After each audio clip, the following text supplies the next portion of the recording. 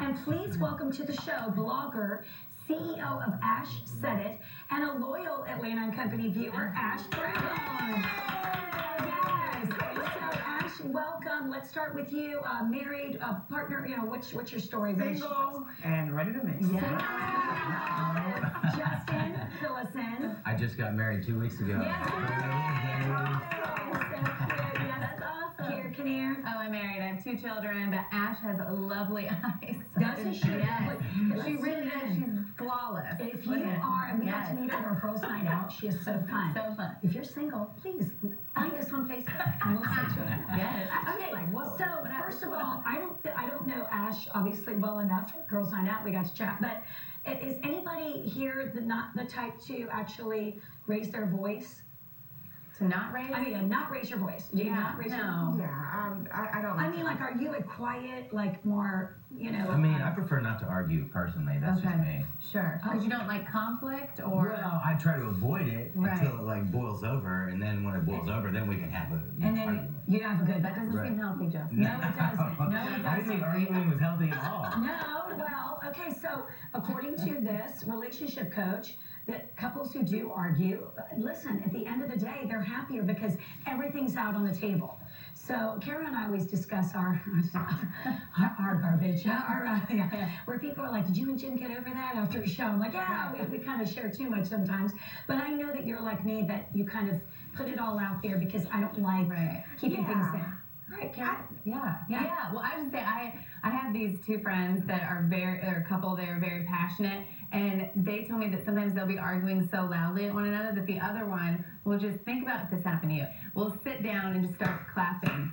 That is Good nice. performance. And I was like, I would lose my mind. But you don't want to be that couple that argues all the time, like everywhere you go, you know, Yes. the couple that everywhere they go they argue, like guaranteed, like that's gonna happen. Right, because then guess what? Yeah, then people suddenly stop wanting to go to dinner with you because at the end of the night, inevitably, they're going to argue. So what kind of fighter are you? I mean, I'm not really a fighter. I'm a discussion. Let's talk about it. Let's air everything out, and let's talk constructively. I think a constructive conversation about everything is good. I'm going to yell. I'm going to find a second and be like, you know, we're not going to go after each other. But let's talk about everything. Let's see your side. Let's see my side. And let's come to some kind of agreement. You know, to disagree. It sounds so good in theory, but to me, it's just very hard. If you have something on your mind and in the moment, you really can say, hey, look, I've really been wanting to talk about this. It seems like this is on your mind. This is on my mind. You really can do that? I mean, I've been accused of being a bad listener. So when somebody wants to talk to me, like, you really got to have my attention. Yeah. You know what I'm saying? To know that, like, I'm listening to someone, I'll be like, yeah. Right. And then it's like, okay, Justin, I know. yeah. But I don't say, yeah. I just, you know, you got to make sure I'm looking at you. So You got to be receptive to it. They have to be open to listening to it. And then what's considered a healthy amount of arguing? I mean, is that once a day, once a week? I mean, That's a good question. That is a very good question. I mean, I think, well, obviously, if you're raising your voice, often that's never good, especially if you have children, because then you're teaching them that that's the way we resolve conflicts. So that's not the children feed off of that too. They you know, do. If you argue it, and they do. And they really do. And we talked about that in one of our prior roundtables, that, you know, make sure that they see you being loving and they see you, you know, kind of doting on one another, because then that gives them their confidence. I think it was producer Jen who said that after a roundtable. Yes, it was. Remember? I think men and women too are so different in communicating in general that I've learned too that arguing with my husband, like, no name calling. Like, no, even if I'm like, you're a jerk, he's like, I would never call you a name. You know, like, that's like his, like, but he's like, I would never. Low blow. Yeah, like, I would never say anything like that to you. But to me, I'm like, I'm just, like, flippant about it. You know, like, but that really hurts his feelings. You know, so I think there's, like, learning what pushes your, your partner's buttons is, like, a huge way to maybe, like, not argue as much, too. Because then maybe it won't take it to that level. Well, like you're saying, kind of like set a boundary. Say, listen, we're talking about it. I'm going to set a boundary. So we can talk about it civilly until you cross the boundary, and then we can have an argument. Yeah. Right? Yeah, and then, I mean, They're so well adjusted. I know. Kara and I are like, well, we're hanging on by a thread. But I'm happily celebrating 11 years on 11/11. But is texting the right way to do an argument? No, that's our next question. Text, more things have been misconstrued in friendships as well. Gosh, with your own mother.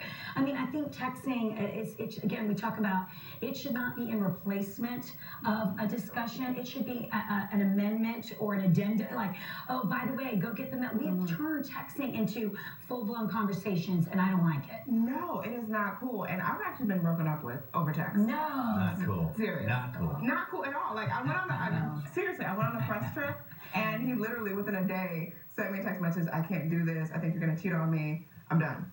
And you put it on, On me.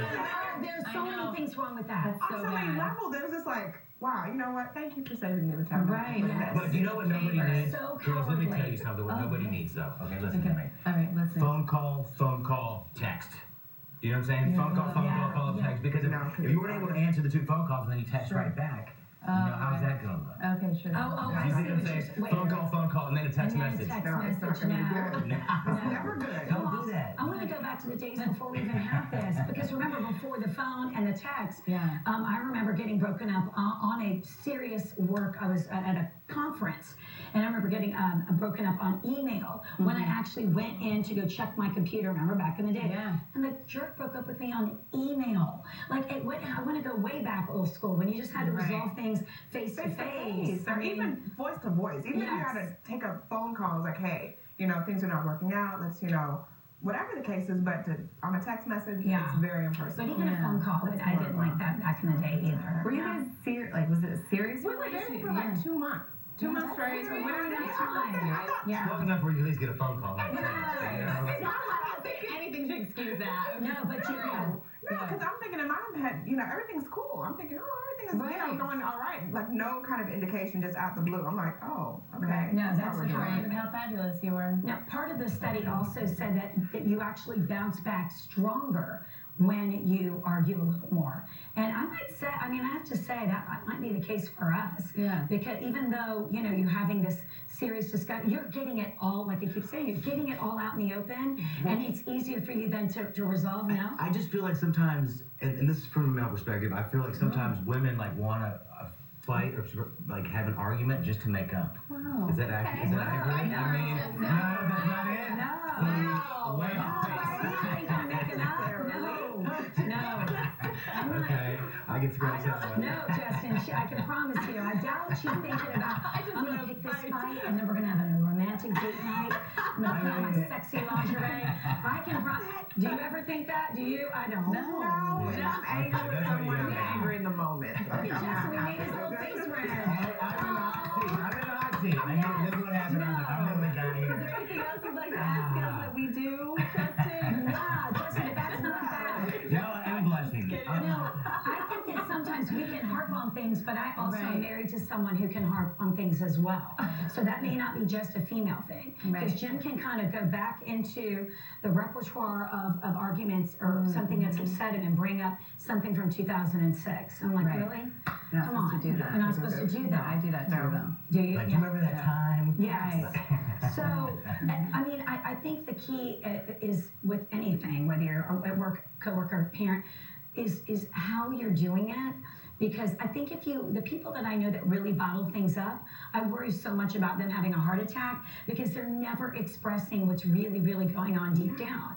So while you may not like to fight, sometimes, or argue. Ladies do, right? Well, it just like, oh my God, poor Justin is going to get skewered. No, I'm just saying, how can you argue without raising your voice? Can you? Teach me. I don't know. You should have a conversation. Look, okay, Justin, you feel this way about that subject. Okay, this is how I feel about it. And we should be able to talk as adults about the situation and say, okay, this is it, versus us raising our voice and it being like a match, like who's gonna, you know, duke it out. But you know what nobody should ever argue over? What's for dinner? Please don't do that. No, I don't do that. No. As long as you do that. It seems like I don't know. I know. That's not a big argument for anybody else on what's for dinner? No. Oh my gosh. Wait, that's I knew you I shouldn't asking have her done what's for dinner? No, I don't know what's for dinner. What's for dinner? I don't know what's for dinner. Well, I'm hungry. Oh, I'm hungry too. Oh, boy. Well, we did good. All right, somebody needs to go. Yes. Because I'm saying this, and I know how busy you are. It's hard to get, but you kind of got to discuss what time somebody's getting home. But yeah, those petty little things I'd like to say. But those add up too. They do, but you gotta like pick and choose your battles. I think. Yeah. You know, and you said something that I was curious about. You said you need your full attention. Yes. And I feel like Jim's that way as well. But remember back